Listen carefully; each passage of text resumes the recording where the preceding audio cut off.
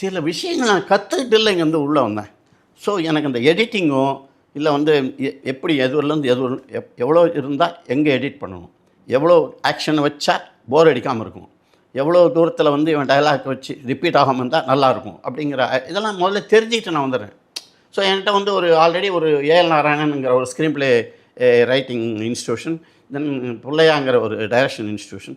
So இதெல்லாம் எனக்கு சேர்ந்து வந்ததுனால எனக்கு ஒரு இன்ஸ்டியூட் வந்து எனக்கு கஷ்டமாக தெரியல. என்ன ஒன்று, மற்றவங்கள விட நான் ஏஜ்டு. ஸோ எல்லாம் ரொம்ப பெரிய மரியாதைலாம் கொடுப்பாங்க. அப்படி ஒரு இதில் வந்து அப்போது ஏசி சுவாமி இருந்தார் அங்கே டைரக்ஷன் அண்ட் ஸ்க்ரீன் ப்ளே ரைட்டிங்க்கு.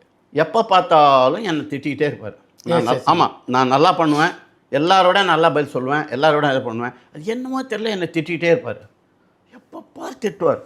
என்னடா இது, இந்த ஆள் ஏதாவது அவர் பிளாக்காக இருக்கார், நம்ம ஒயிட்டாக இருக்கும், அதனால் கலர் இதில் ஏதாவது இவருக்கு ஏதாவதுதா அப்படின்னு சொல்லிவிட்டு ஒரு நாள் எல்லோரும் போகணுன்னு அவரை பார்க்கறதே பயமாக இருக்கும்.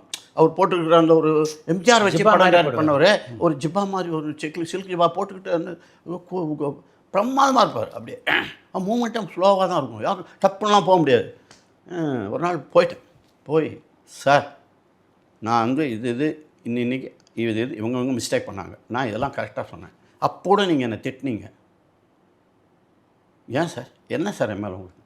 உட்கார் சந்திரநாத், நான் கண்ணாடியை வந்து பட்டை தீட்ட மாட்டேன், வைரத்தை தான் பட்டை தீட்டேன். அப்பா சூப்பர், போ, இவ்வளோதான் சார். இதை விட என்ன காம்ப்ளிமெண்ட் வேணும்?